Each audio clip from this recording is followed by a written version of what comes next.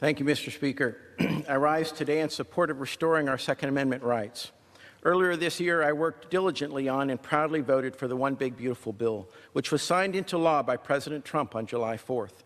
Due to my hard-fought efforts, this monumental law delivers the most significant legislative win for our Second Amendment freedoms in almost a century.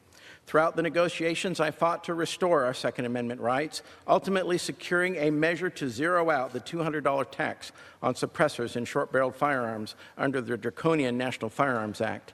This tax had been on the books since 1934, representing both an unconstitutional and financial barrier to our Second Amendment rights. Thankfully, starting January 1st, 26, American citizens will no longer be subjected to this unnecessary and unconstitutional taxation. However, the burdensome transfer and registration requirements linked to the zero tax have so far remained. Yet it was Congress's clear intent to repeal the NFA registration by eliminating the NFA taxation. After all, the two are inseparably linked. Without the tax, the associated registration requirements no longer have a legal standing. In fact, had it not been for the radical partisan Senate parliamentarian, this intent would have been explicitly written in the bill text. Apparently, what the Senate parliamentarian didn't understand is the history and mechanisms of the National Firearms Act. Congress enacted the NFA in 1934, imposing an excise tax of $200, equivalent to nearly $5,000 today, on the manufacture and transfer of certain firearms. Congress enacted the NFA pursuant to its taxing power under Article 1, Section 8 of the Constitution. The Supreme Court in Sosinski v. United States, 1937, upheld the constitutionality of the NFA's registration and transfer provisions as supportable as in aid of Congress's proper exercise of the taxing power. Furthermore, the Supreme Court in United States v. Constantine, 1935, held that a tax that doesn't generate revenue cannot be justified as a tax. Therefore, NFA registration serves as the mechanism by which ATF accounts for the tax paid on each firearm, identified by its serial number. The tax stamp affixed by the ATF on an NFA application reflects both the firearm's serial number and the amount of tax paid for the transfer. Moreover, the NFA's criminal provisions pertain exclusively to the failure to pay or register the payment of the tax with the ATF. The registry is a tax registry, a registry of the tax paid on each firearm cataloged by the serial number of each firearm. So again, NFA registration and taxation are inseparably linked. You cannot have a registration of the tax paid on a firearm when there is no tax.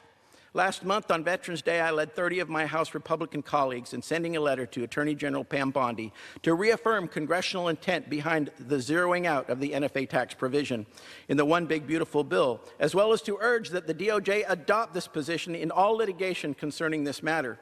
Unfortunately, the DOJ's recent brief in a lawsuit involving NFA registration defends the draconian NFA firearm registration and ignores congressional intent. First and foremost, the legal argument to defend and keep the NFA registration simply isn't there, plain and simple. When the One Big Beautiful Bill eliminated the tax on a broad class of firearms regulated under the NFA, the constitutional foundation for applying the NFA's transfer and registration requirements to those zero tax firearms no longer exists. These requirements now improperly operate without any corresponding exercise of Congress's taxing power. As the Supreme Court upheld the NFA's provisions only as in aid of that taxing power, and since the relevant excise taxes have been repealed, the transfer and registration requirements must likewise be understood as repealed with respect to the firearms now subject to the zero tax. The Department's recent filing ignores this reality and instead offers a theory that would convert the NFA from a tax statute into a freestanding gun registry, an outcome Congress has never authorized and has repeatedly rejected. Even the 1986 Firearm Owners Protection Act prohibited a federal registration scheme, and I quote, "nor that any system of registration of firearms, firearm owners, or firearm transactions or dispositions be established." In addition, when Congress reduced the Obamacare penalty to zero during President Trump's first term, the Department of Justice refused to defend the underlying flawed law. So clearly the DOJ is fully empowered to decline to defend statutory provisions that no longer rest on a valid constitutional basis. It has exercised that authority before and must do so again here. It is time, this time in defense of Americans' Second Amendment rights.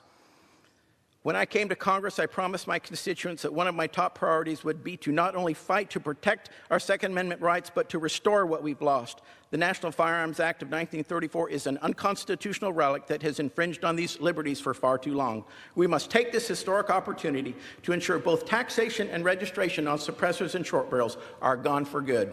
Thank you, Mr. Speaker, and I yield back.